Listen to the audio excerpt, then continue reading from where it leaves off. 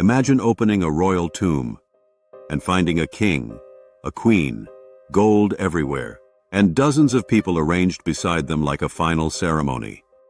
Not a massacre, not a battle, a carefully staged ending. Welcome to Ur, where the dead did not travel alone. In southern Iraq, there's an ancient mound known as Tel el Mukayyar. Beneath it lies Ur, one of the great cities of ancient Sumer.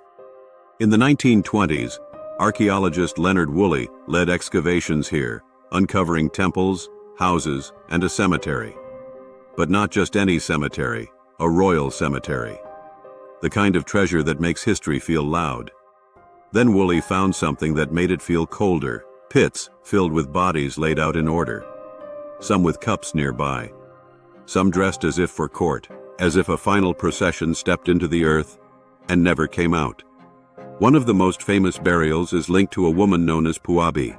Her tomb contained astonishing craftsmanship, gold headdresses, elaborate beadwork, lapis lazuli, carnelian, and silver. A wardrobe built from the rarest materials in the ancient world could be imported.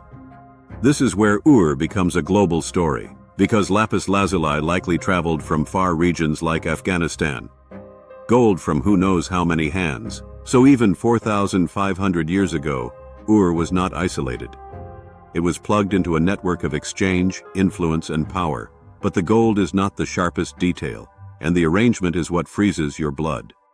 Bodies placed in lines, some beside carts, some near instruments.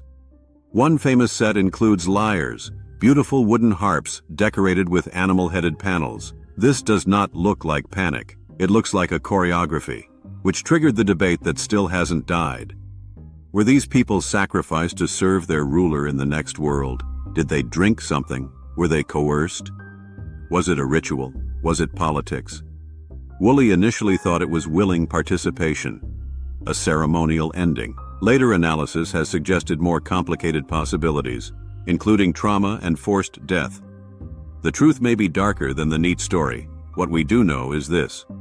In Ur, elite death could pull others into the grave, whether by belief, command, or fear. Then there's the Standard of Ur, a decorated object showing scenes of war and peace. It's like a storyboard from a world with no cameras, soldiers marching, captives, feasting, hierarchy in pictures. Put this together, and you see the structure of early civilization, power at the top, labor at the bottom, and ritual binding it all like glue. The tombs are not just about death, they're about how a society organizes life. It's not just ancient, it's disputed. And then there's another angle. The objects survived. The bodies survived. We can read their city, we can weigh their gold, but we still cannot hear their last conversations. So, what if the royal tombs of Ur are not just graves? And if a queen could be buried in gold, guarded by a silent audience? Then here's the question that lingers like dust in torchlight. Were these people honored to follow their rulers? Or were they trapped in a ritual that dressed in control as a tradition? If you like the video, please do. Subscribe the channel and like the video.